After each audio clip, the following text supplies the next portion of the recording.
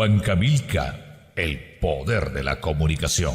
Tenemos en su programa un invitado especial aquí en Huancavelica 830M. Me refiero al doctor Washington Pesantes.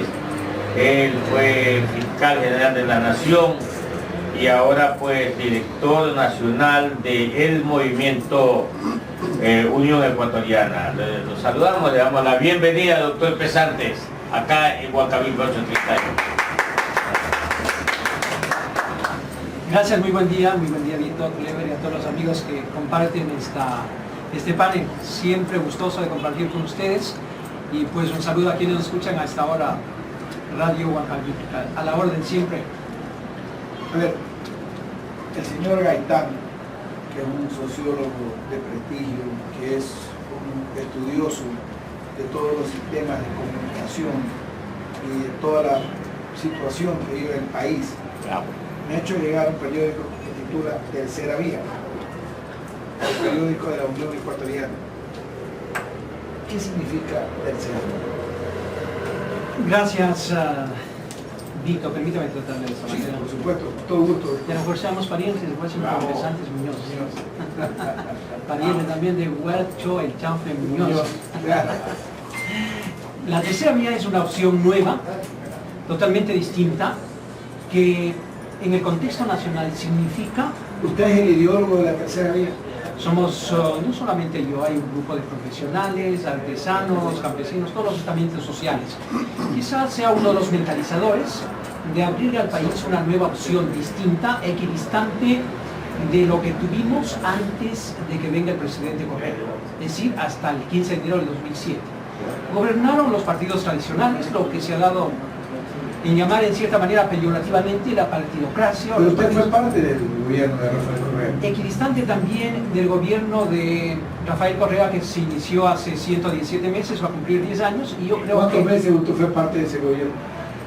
Que tanto unos como otros se quedaron debiendo al país. Yo, Vito, una precisión a su importante pregunta: yo no fui parte del gobierno de Rafael Correa, y yo inicié, para la ciudadanía que me está escuchando, yo inicié una carrera por mi especialidad, yo soy criminólogo, profesor de ciencias penales, y por eso fui invitado en calidad de asesor el 99, cuando políticamente Rafael Correa no existía, como asesor de la Fiscalía General del Estado, para el 2004, cuando todavía ni siquiera fue ministro de Economía el presidente Correa, yo ya fui ministro de fiscal de Pichincha por concurso al mérito de su oposición, y en el 2006, que queda vacante la Fiscalía General del Estado, yo gané un nuevo concurso, y pues por ser amigo de Correa, por haber estudiado en la misma universidad en Lovaina, Bélgica, el Congreso Nacional, quien debía decidir de una terna que ganó el concurso y lo encabezaba, no me eligieron ministro fiscal.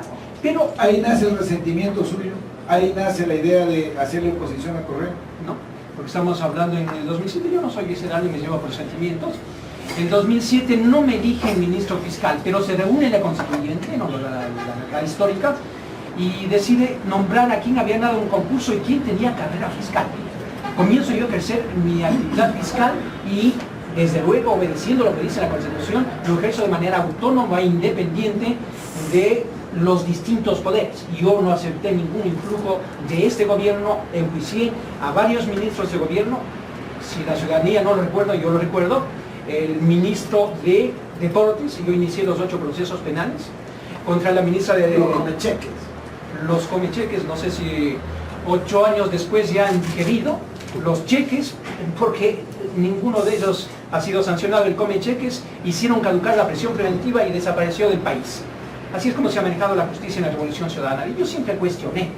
Inicié los juicios contra el ministro de Salud, contra el ministro de Agricultura, el famoso caso petrolero Petrobras, que ha ocasionado la caída del gobierno de Brasil, e inclusive del pontífice del socialismo del siglo XXI, del señor Lula. Mire usted, esa Petrobras que estuvo aquí en el país cometió el más grande peculado petrolero, y yo lo enjuicié. De manera que no fui parte del gobierno, lo digo respetuosamente, con mucha consideración, no fui parte del gobierno, yo fui un funcionario público y lo he sido desde hace más de 30 años. Les quiero contar que no solamente he sido jurista, juez, fiscal, abogado libre ejercicio y catedrático universitario, sino que yo comencé a servir al país como maestro primario, como profesor de secundario, un colegio el más grande femenino de Quito, De manera que yo exhibo un ¿Qué hoja colegio era? 24 de mayo de las famosas Chivas, el colegio más grande femenino de Quito, de manera que esa es la hoja de servicio al país, y entonces coincidió, sí, 4 años, y en menos de 4 años pude transformar la Fiscalía del Estado. Hice casi todas las fiscalías en las provincias que no existían. Se me viene a la mente, porque sé de dónde viene usted, yo también sé de dónde viene y sabemos a dónde vamos. En la provincia de El Oro no había una sola oficina propia de la Fiscalía, había unos subsuelos en donde funcionaba la Fiscalía. Hoy puedo decir, después en la administración existe uno de los mejores edificios en el centro de la ciudad, la Fiscalía lo adquirí yo, lo hice en Santa Rosa, lo hice en Saloma, En el centro de Machado, en Pasaje, en todas partes. Entonces trabajé en beneficio del país y eso hizo que se me vea con buenos ojos y me propusiera formar una agrupación política que es la Tercera Vía. De manera que eso es, en el contexto nacional, equidistante también en lo ideológico de la extrema izquierda, si esto que tenemos desde hace 10 años se llama socialismo, pero también equidistante de las posiciones extremas de derecha, una posición democrática, tolerante, intermedia, de respeto a todas las opiniones. Esa es la Tercera Vía, pero también la propuesta de solución a los problemas fundamentales de este país. El desempleo, el narcotráfico, el consumo en los colegios, la toma de parte del partido político gobernante que ha acreditado los vicios del pasado, de la justicia que debe ser totalmente autónoma, independiente, etc. De manera que contesto a breves rasgos sobre lo que trate de preguntar. Un Rodrigo Borja del siglo XXI se siente usted, que no es ni derecha ni izquierda y se pone en una posición naranja en el centro. No me ubico fundamentalmente en esa tendencia, pero usted hace una comparación que es interesante. Sí, en la concepción del mundo que puede ser social demócrata, sí, esa es exacto. Y mire usted, me lleva a reafirmar el presidente Tony Blair, algunos gobiernos de Europa del Norte, el mismo presidente Clinton, el presidente Cardoso de Venezuela se alinearon dentro de Cardoso de Brasil, por Enrique Cardoso. Sí, que se alinean esta tendencia, de manera que no es un eslogan, no es una novelería, es una posición intermedia entre la derecha y la izquierda. Uruguayo Mujica. Perfecto, el mismo... En esa línea encaja. En esa línea es que nosotros estamos transitando, es un Estado social de derecho con respeto a las libertades, a la propiedad privada. Nosotros entendemos que no conozco yo un país en el mundo en donde la riqueza no sea generada por el sector privado tan estigmatizado en este tiempo. Se produce, primero hay que producir para luego distribuir y no a la inversa, de manera que el sentido común invoca esa tercera vía. ¿Cuántos cheques pudo recuperar usted mientras era doctor fiscal? ¿Cuántos cheques?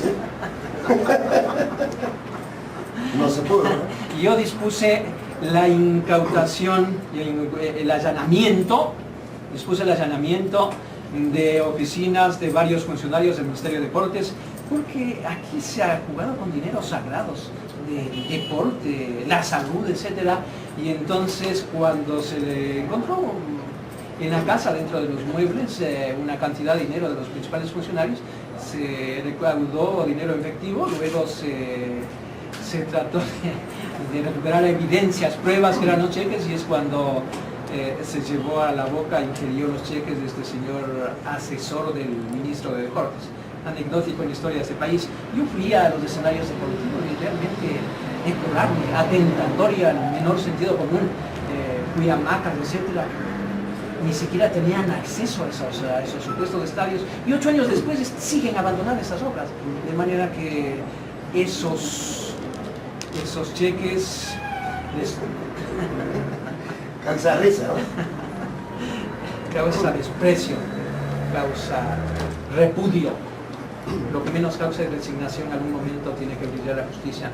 Desgraciadamente esos casos de corrupción que en mi administración sí fueron enjuiciados, han pasado al olvido, porque después de mi persona, que investiga casos, yo he tenido una amistad con el presidente Correa, lo conocí hace 27 años, pero la forma de ser leal a un amigo es justamente criticar, es decir, juzgar también, aunque sean amigos del régimen, los que hayan incurrido en casos de corrupción. no significa incondicionalidad. Después que yo salí, muchos casos, casi todos los casos fueron a parar al archivo. Uno de ellos, el caso Corte Constitucional, el caso de la Corte Cervecera, en donde les entregan más de $1 millón y en menos de 24 horas obtienen una sentencia a pedido, como sastres, como obreros de manda, perdónenme, artesanal la forma de administrar justicia.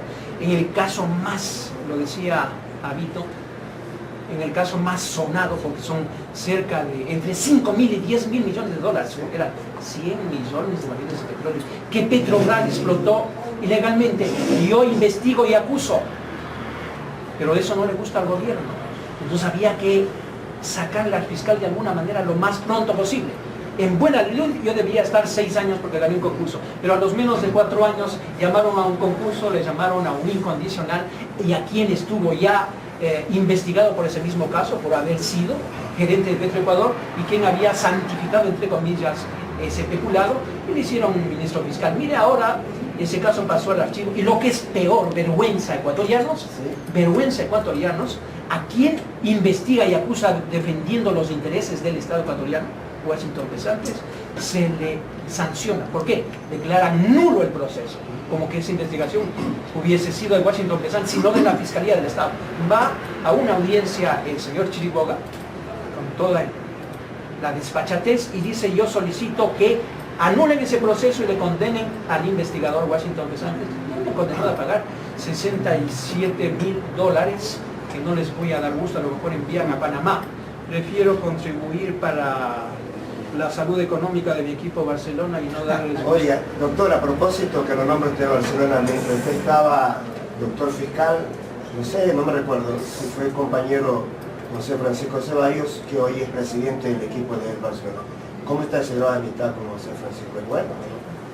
Mire, yo no le he visto a Francisco, yo siempre he admirado, yo soy un barcelonista de cepa, ¿Sí? Desde que tengo uso de la suya, yo soy serrano, pero nací... ¿Qué se hizo Barcelona? ¿Cómo nació ese barcelonismo? Eran los tiempos de Chuchuca. del patria, Claro.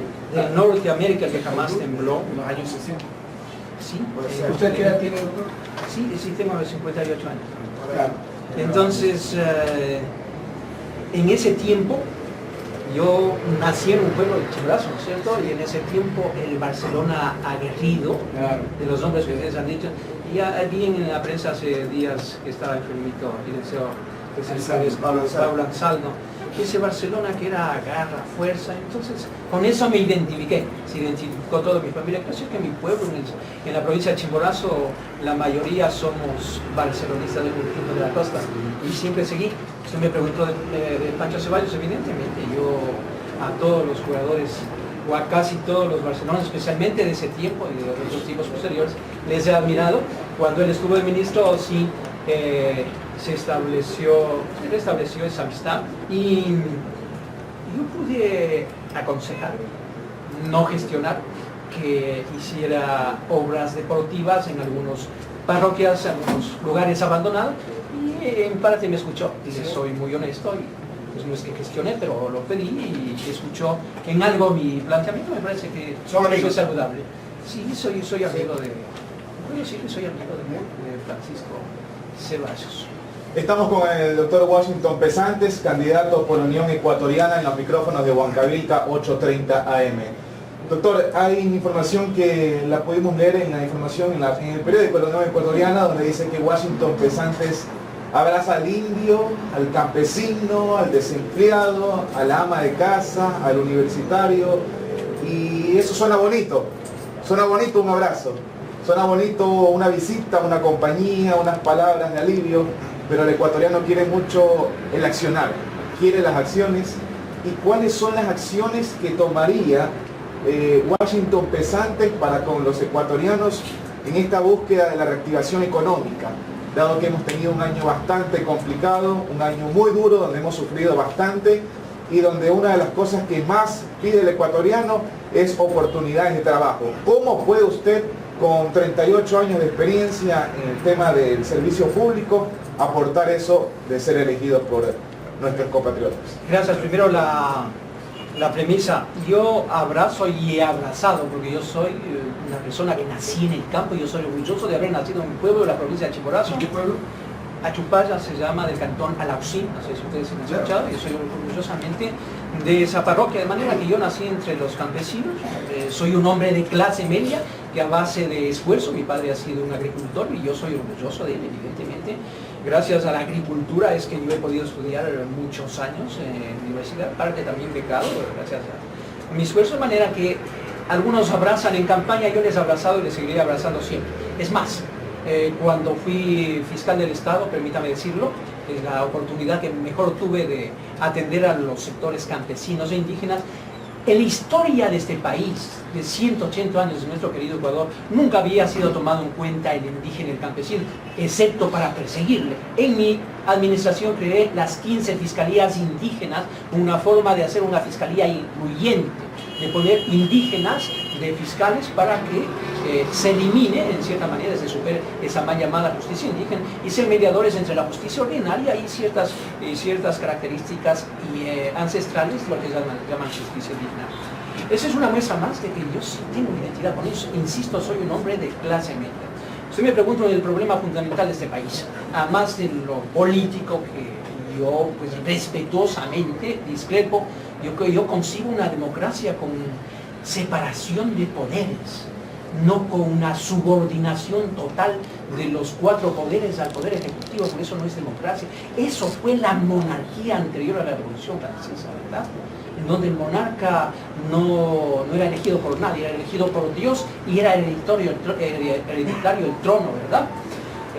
De manera que yo creo que el país está viviendo esta crisis política, debemos volver a la racionalidad y en aspecto económico es lo más evidente.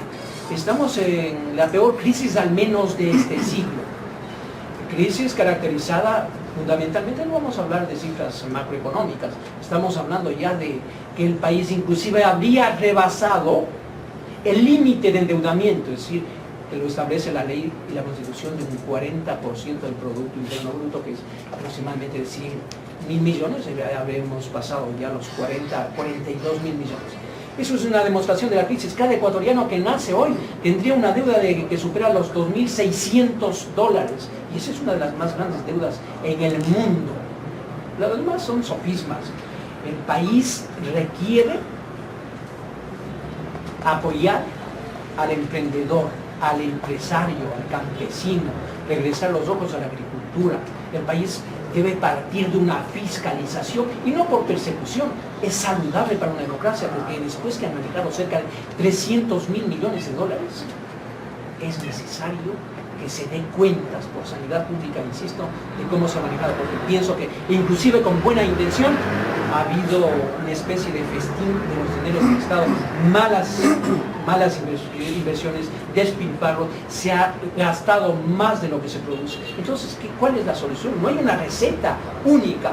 Hay que apoyar al productor, hay que crear trabajo, especialmente hay que regresar los ojos a donde nosotros sabemos hacerlo, al campo. Usted no puede competir con tecnología porque nos lleva décadas de desarrollo. Tampoco hay que descuidarlo.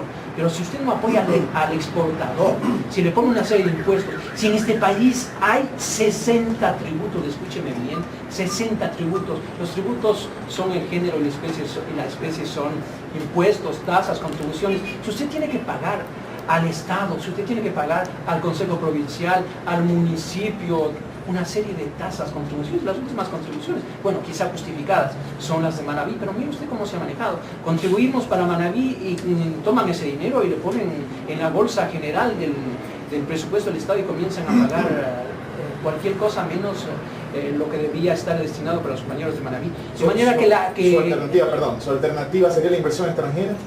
Entre otras, este es un mundo globalizado y aunque no les guste a algunos que tienen ciertas ideas con las que no comulgo, o ciertas ideas de soberanía, de falso nacionalismo, este es un mundo globalizado y hay que permitir la inversión extranjera en el sector productivo, no los capitales que lo dominan. Yo no entiendo cómo ponen trabas a la inversión nacional y extranjera, mientras por otro lado reciben empréstitos del 10.8%. A los chinos estamos pagando más del 8% en empréstitos, hemos sacado a vender bonos del Estado pagando el 10.8%, mientras otros países pagan 3-4%. Eso hay que revisarlo. Es así como se va a mejorar la economía, creando un ambiente adecuado, desregularizando mucho. El gobierno ha creado muchas leyes, muchas artesanales, que en vez de favorecer hacen daño. Lo que requiere el país es un marco jurídico adecuado, pero que no le regulen inclusive su vida privada. Le dicen qué debe hacer el domingo y qué no debe hacer. Y cosas tan paradójicas. Usted puede consumir alguna cantidad de droga y no es una invitación, pero no puede tomar una cerveza. Así de absurda la legislación de este gobierno. Hay muchas cosas que cambiar, regresar al sentido común. Pueden inclusive, quiero reconocer, darles el derecho a la duda, pueden haber inclusive iniciado con buena intención, pero de buenas intenciones está empedrado el camino al infierno.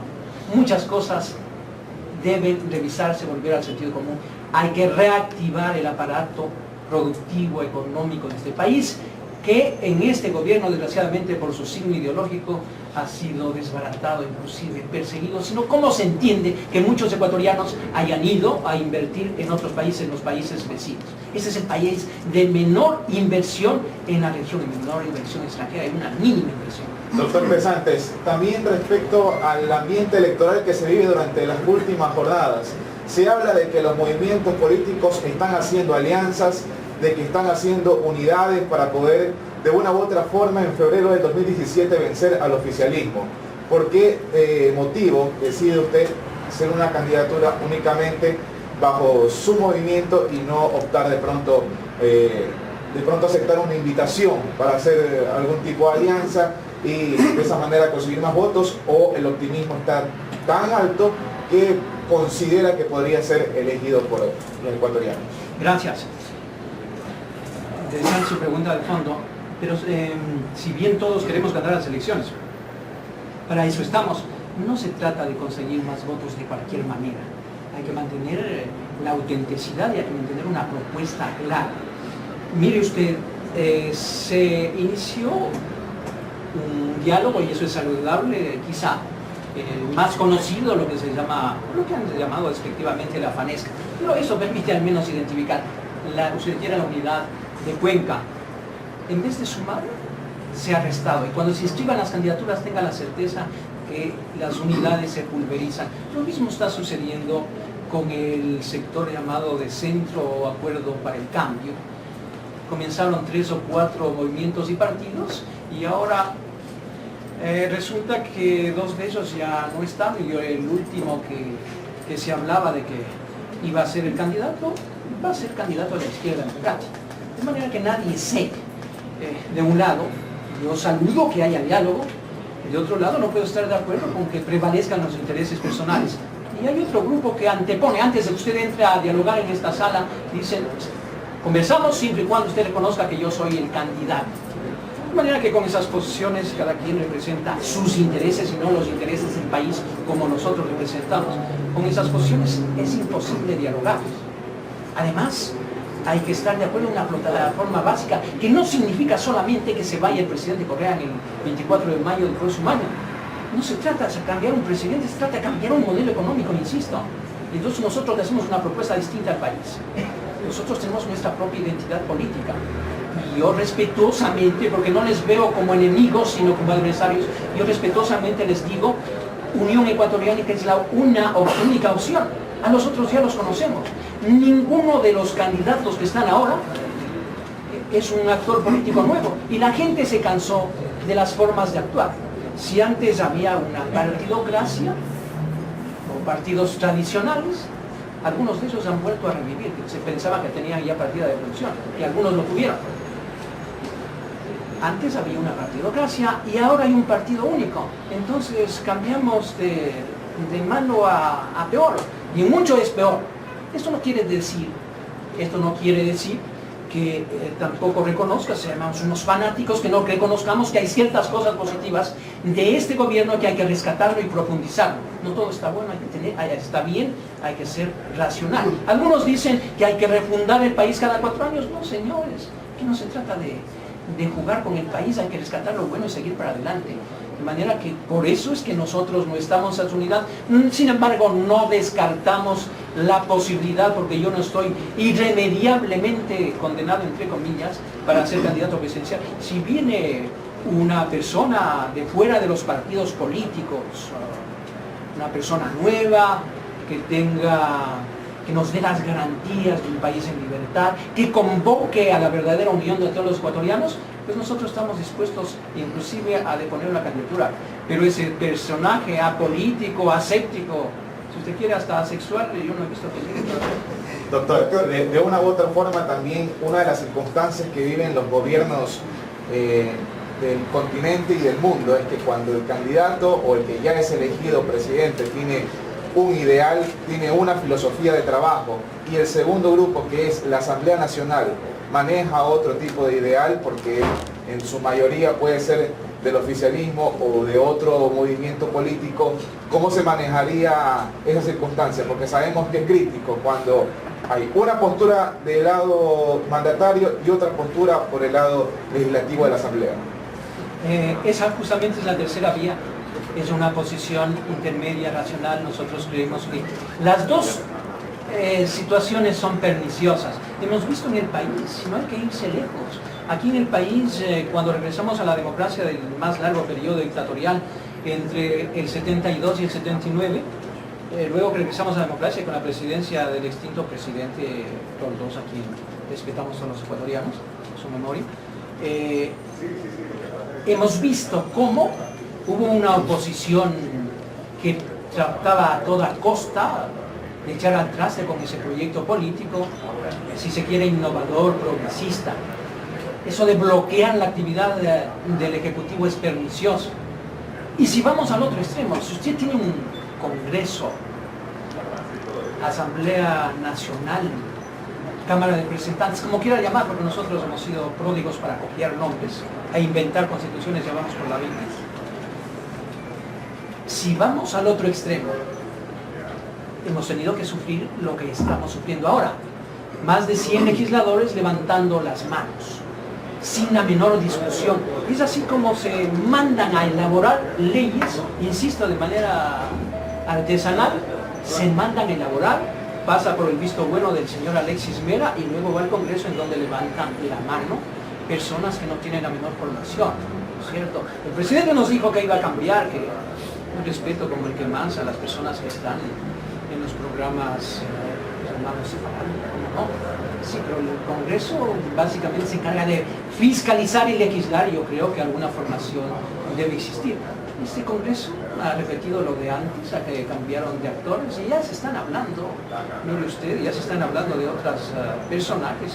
Evidentemente, desde el punto de vista del derecho político tienen razón, pero seamos conscientes de nuestras potencialidades y limitaciones. Si a mí me pretenden nombrar cura de alguna parroquia, yo voy a decir, yo tengo esa formación y la vocación, pero aquí hemos visto cómo algunas personas han pasado por 4 o 5 ministerios sin la menor formación.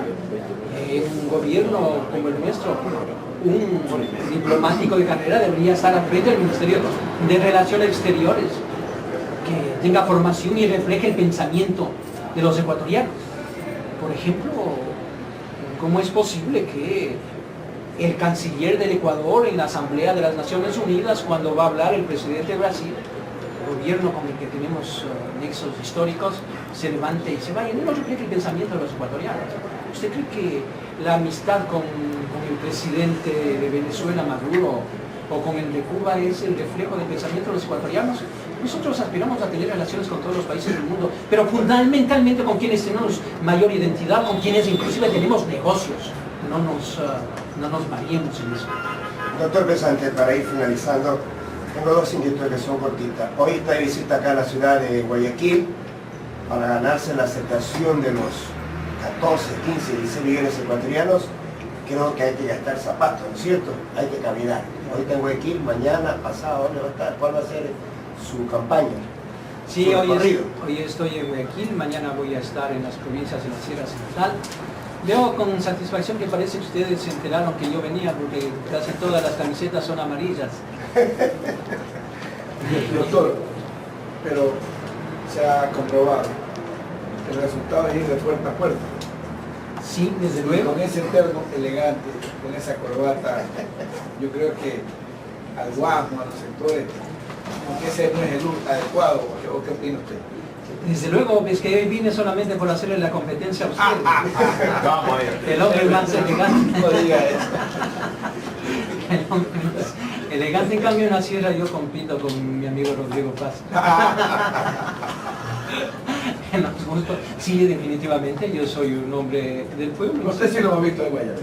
Y voy a estar con una camisetita aquí con Amarilla. con un sellito Mire, que me he puesto si siempre. usted es barcelonista, lo percibo, sinceramente, póngase la camiseta amarilla.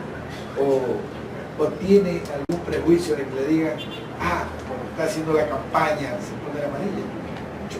Le digo honestamente, si uno es de una divisa, con tal de no ofender a otras divisas, yo nunca he escondido, jamás. Por eso me río de los payasos. Es decir, yo soy objetivo. ¿Qué es ser objetivo? Ser hipócrita, esconder los sentimientos. ¿De quién quieres? Y hay algunos que no dicen el color de la camiseta que tienen en el corazón. ¿Sabe por qué? Porque temen perder audiencia. Y esos son perversos. Esos son doble filo. Esos son manipuladores de una realidad, de un sentimiento. Esconder el club. O sea, si eres azul, o eres blanco, o eres rojo, dilo. Con tal de no decir mentiras, con tal de no tergiversar la verdad, con tal de no ser parcializado, alcahuete, uno puede honestamente decir y demostrar una lealtad a una pasión. Pero hay algunos que no son ni azules, ni rojos, ni blancos, sino verdes. Y la última S con 2 palitos. Yes. Eso es lo que nos diferencia, para que todos nos conozcamos mejor. Subrayo sus palabras, evidentemente en este mundo no hay observadores, todos intervenimos de una u otra manera. Tenemos ideología, tenemos una cosmovisión, sabemos a dónde vamos, porque tenemos un proyecto de vida, ¿por qué esconderlo? Yo tengo una colección de camisetas de mi equipo preferido, favorito, que está en mi corazón. Como dice un hermano mío, te pido un favor. Cuando muera un hermano abogado, cuando muera te pido un favor, ponme el amarillo. Así de convencidos somos nosotros. Lo malo es que algunos aparecen de amarillo o azul cuando tratan de conquistar votos. Yo soy auténtico, soy amarillo hasta la médula. Y le digo, yo soy profesor todavía de la Universidad Central, estudié allí en la licenciatura y no tengo por qué decirlo, siendo profesor universitario, no soy blanco, yo soy amarillo. Fui profesor de la Universidad Católica por 20 años y no soy hincha de la Universidad Católica, respeto al club. Fui cadete del Colegio Militar y no soy de Nacional.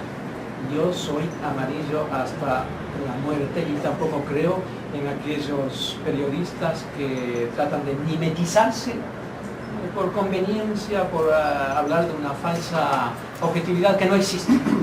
Todos tenemos nuestro corazoncito en todo. Doctor, para finalizar el diálogo y agradeciendo por supuesto por su presencia aquí en los micrófonos de Huancavilca, en ese puerta a puerta hay quienes se sienten gratos de recibir esa visita y como usted lo ha dicho, ahora a través de Huancavilca están escuchando sus propuestas y qué es lo que quiere usted transmitirle a cada uno de los ecuatorianos. Se habla también del Fondo para Emprendedores. El emprendimiento es una de las cosas, una de las virtudes económicas más grandes que hay en la concepción de la persona, cuando desea emprender un proyecto y salir adelante con un negocio que con el tiempo se convierte en una empresa de ser posible. ¿Cómo es ese fondo de emprendimiento para los ciudadanos? Gracias, interesante pregunta. Uno de los motores del desarrollo del país es apoyar a la gente que lo necesita. Mire usted, conozco la realidad del campo, del sector rural. $1000, $500 para un pequeño productor, para un campesino puede modificarle, cambiarle su vida. Un pequeño emprendimiento, una pequeña cantidad de $2000, $3000 para que comience usted con una peluquería, para que comience con un taller artesanal, con una sastrería, es definitivo. Nosotros pensamos que más allá de este bono que al comienzo era de la miseria, que hoy se cambió de bono solidario que ya lleva 16 años, más allá de esta especie de caridad pública, porque cuando usted lo tiene para infinitas memorias, es una especie de caridad, es una humillación. Lo que debe crear es la posibilidad de que ellos generen recursos y no sean dependientes totalmente del Estado. Más eso no significa que a un sector muy focalizado de la población requiere pues que la ayuda estatal. De manera que nosotros hemos propuesto, así como proponemos de manera radical, no reelección ni una sola vez, peor indefinida, a ningún cargo público. Debe haber un cambio generacional, debe dar oportunidades a los jóvenes, a otras generaciones. Asimismo proponemos un bono de emprendimiento por una sola ocasión a través de los bancos estatales, de los bancos de fomento, que hoy cambió de nombre. Doctor Pesante, Barcelona va a ganar, da la sensación de que Barcelona va a ganar el título de una, no quiere final. En estas elecciones para usted, ¿habrá 2 vueltas o una sola? Si se pudiese equiparar, sería feliz, ya sería, como dicen en el pueblo, ya sería mesa. Yo creo que lo primero es casi una certeza. Dios mediante, a mediados de diciembre, Sí. se dará la 15ª vuelta olímpica del El 11 está en el feature calendario, termina ahí, pero ellos quieren 2 o 3 fechas antes. del equipo más Con popular. fechas antes. Sí, 2 o 3 fechas antes. Ojalá fueran las 4 fechas antes, What? como en la década del 60, con una buena ¿Qué número es su partido? No juega, 19. no juega. El 19 Está de expulsado. febrero, El 19. David. 19 de David. febrero, primera vuelta, va a triunfar la 19. Y ojalá para el 19 de diciembre y ya Sí, demos ya la sé, 15ª vuelta, como en los mejores tiempos de Ansaldo Ricardo Fernando. Sí, sí. Bueno, lo esperamos por acá. Sí, así. Chanfle, Muñoz, y algunos qué pena, han desaparecido ya, Bustamante, Cárdenas, Bolaños, no se diga. Sí. Algunos- Sí, fallecieron, digo, todos ellos que usted ha mencionado. ¿Sabe quién falleció? Y recién nos contó Pepe Páez, bien Celestino. Sí. el brasilero. Falleció asesinado en Brasil, en Porto Alegre. Me parece que hubo trío de falda ahí. Me acuerdo de otro brasileño que hizo eso. Escurito. Pero antes, Iriza, ¿se acuerda de Claro, Iriza? claro, de un puntero zurdo, pero una velocidad y un remate. Claro, por supuesto. Diablo, Valdir, Walter Méndez Du Carvalho, ese era el nombre de él. Lo daba como utiliza. Walter Méndez Du Carvalho. De niño me propuse 2 objetivos. Uno, ser futbolista, jugar en Barcelona, y lo otro, servir al país de algún puesto público. Desde pequeño quise servirle, como todos los ecuatorianos, quizá desde la primera magistratura. Ojalá Dios y este pueblo me den esa oportunidad de continuarlo sirviendo más de los 30 años que ya lo he hecho. Ojalá que sí sea, doctor. 19. Muchísimas gracias. 19 de febrero de 2017 será la respuesta ante aquello. Agradecemos al doctor Washington Pesantes, candidato por la Unión Ecuatoriana, Sorprendió esta aquí mañana en los micrófonos de Radio Huancavilca. conocimientos históricos y con su confesión sincera de ser hincha amarillo. Muchísimas gracias, el mayor de los éxitos, y nosotros nos vamos a la pausa. Y ya Gracias a venimos. ustedes, gracias Vito por permitirme interrumpir este Gracias, sintonizado programa, siempre a la orden. Soy agradecido por haberme convidado. No, gracias a usted, doctor, por estar Espero aquí. que siga escuchando. Cuando venga a Guayaquil, lo escuche 860 Toda la por vida, favor. Clever siempre me invita con una relación Muy bien. Sí. Bien, Gracias. vamos a la pausa y ya venimos. 8:30 AM Radio.